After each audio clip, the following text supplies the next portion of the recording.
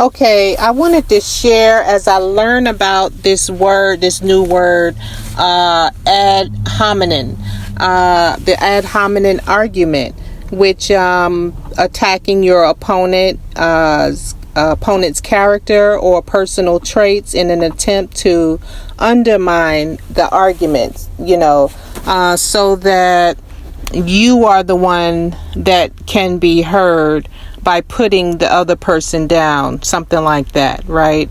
And so something had me curious, and I wanted to learn a little bit more about this topic, as it may be something that I have done in the past. I'm sure I have said, things like, let's see, there's one when we say they got to be a damn fool, or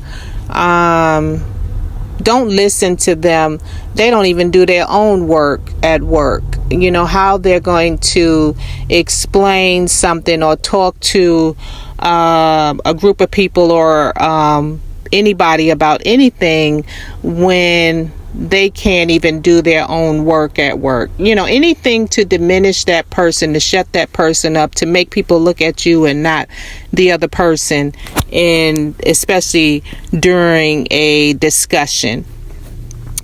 So, understanding and responding to personal attacks in discussions. When engaging in discussions, especially on topics that may cause disagreement or argument, it is not uncommon for individuals to resort to personal attacks or derogatory remarks. These type of comments can be disorientating and may lead you to question your own views or abilities.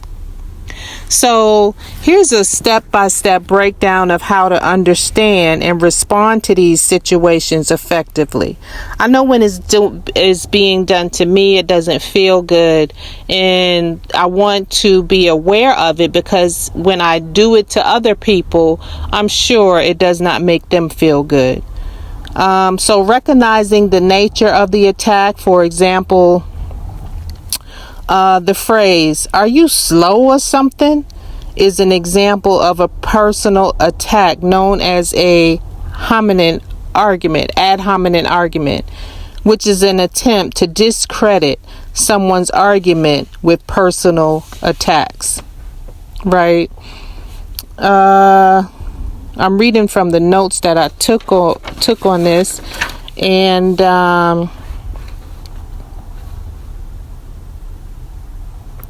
okay, so you want to assess your feelings. So that's like acknowledging how you feel.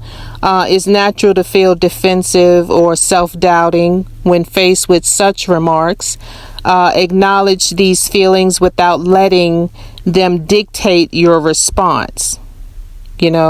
So instead of attacking them back, you want to think. Be slow to respond and think before you respond, so that you're not turning into who they are. Self-reflection can help you separate your self-worth from the opinions of others, particularly when those opinions are expressed in a hurtful manner. And when they do it, they will definitely, depending on their personalities and behaviors, and if they're jealous of you, envy of you, or have any of those traits in their heart, it's going to come out very, very harshly. Or if they're the type of person that it's look at me type person, the knife is going to be very sharp. Assessing, so maintaining perspective. Consider the context of the discussion and the motivations behind such comments. Often personal attacks arise from frustration, insecurity, or a desire to dominate the conversation, rather than from any factual basis regarding your intelligence or understanding. They won't have any documentation, no facts, no scientific facts, no No type of studies at all. It's just going to be attack, shut up, trying to shut you up. Responding constructively. Instead of reacting impulsively, take a moment to compose yourself before responding. You might choose to address the comment directly by saying something like, I prefer discussions that focus on ideas rather than personal attributes. This redirects the conversation back to its intended purpose, an exchange of views based on reasoned arguments. Here we go with the boundaries, setting boundaries. If personal attacks become a pattern in discussions with certain individuals, like you just shake your head like, oh my goodness, we got to get another discussion with this one today. It may be necessary to set boundaries. You could express that while you value differing opinions, you expect respectful discourse free from insults. Not going to take your insults today. You're below the belt. Keep it to yourself today if you can't have a decent conversation. Seeking support and validation. Engaging with supportive friends or colleagues can help reinforce your confidence in your views and abilities. They can provide perspectives and remind you that everyone faces criticism at times. Reflecting on your views. After such interactions, take time to reflect on your views independently of external criticism. This reflection can strengthen your understanding and commitment to your beliefs, while also allowing for growth if new information warrants it. In conclusion, while personal attacks can be disheartening and lead one to question themselves unnecessarily, recognizing them for what they are, distractions from your meaningful dialogue, can empower you to maintain confidence in your perspectives and engage more effectively in future discussions. So they have a whole list here of understanding the dynamics of communication and insults within the classroom setting, within workplace interactions, social media interactions, family discussions, peer conversations, things of that nature.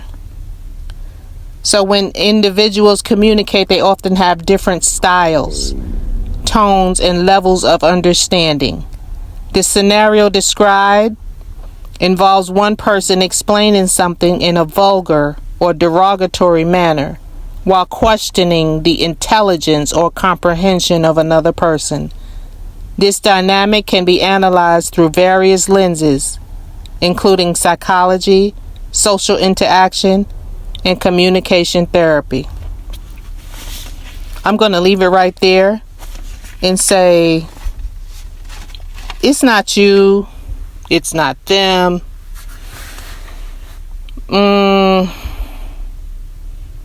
It's about each one listening to one another.